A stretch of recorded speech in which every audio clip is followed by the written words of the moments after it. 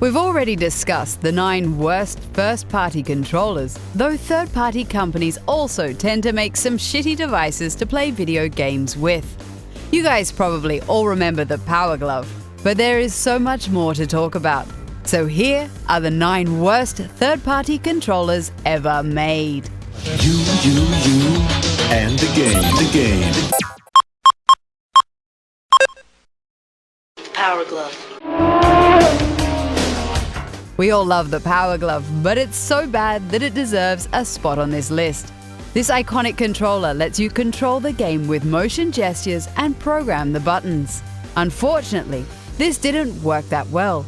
Though the PowerGlove is an official Nintendo product, the Japanese company wasn't involved in its development. The glove was designed by an American company called Age and produced by toy manufacturer Mattel. At least, we can remember this device for its pop culture influence, right? I love the PowerGlove. It's so bad. Oh, you're playing with power. Chainsaws are quite common in the Resident Evil franchise. Nubitech thought it was a brilliant idea to fabricate a controller that looks exactly like one of those dangerous tools. It looks pretty badass, but as you've probably already guessed, it's horrible to play the game with. The controller is very heavy and clunky. Well, at least it replicates the sound of a chainsaw while playing, which is something else.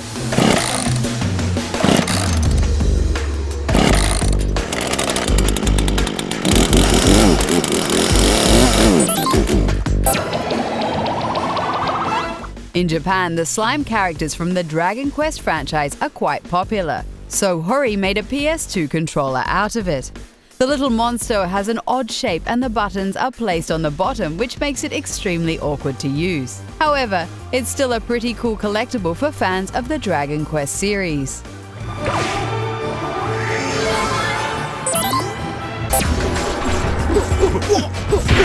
Back in the 90s, the Wu-Tang Clan was really popular. They even had their own game called Wu-Tang Shaolin Style. It came with a controller shaped after the band's logo, which is cool. However, that doesn't mean it's comfortable to play with. Also, the buttons were of a pretty crappy quality, so this one was only for the biggest Wu-Tang fans out there.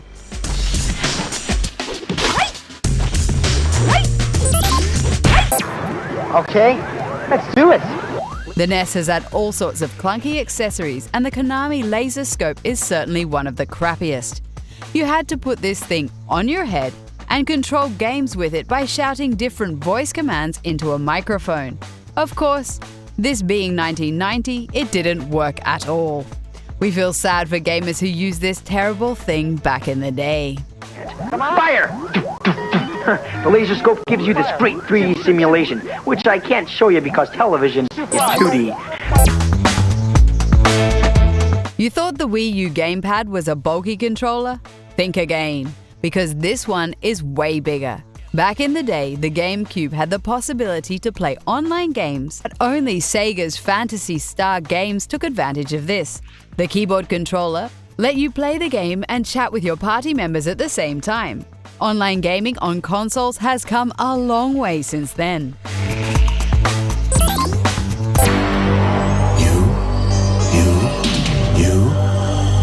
U-Force. The U-Force is a motion controller made by Broderbund for the NES. Thanks to infrared technology, it's possible to control games with your hands without actually touching the device. Of course, again, this didn't work at all, and only proved that technology of the late 80s wasn't ready for motion controls. However, if you're looking for a real challenge, you should try to play a game with this thing. We bet you can't pull it off. Nothing comes between you and the game. U-Force. We hate to see the downward trajectory of the Tony Hawk series. One of the missteps the franchise made was trying to make the game more casual by adding motion controls. The Tony Hawk ride board was a disaster to play with and didn't add anything good to the skateboard experience.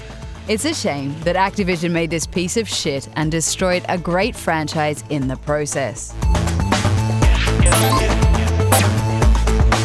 Yeah, it's time for another motion controller for the NES that didn't work at all. The Roll and Rocker made you control games by balancing on the controller. It only replaced the D-pad, so you also needed to hold the standard controller while playing the games. Needless to say, this thing only succeeded at making you look like a complete idiot.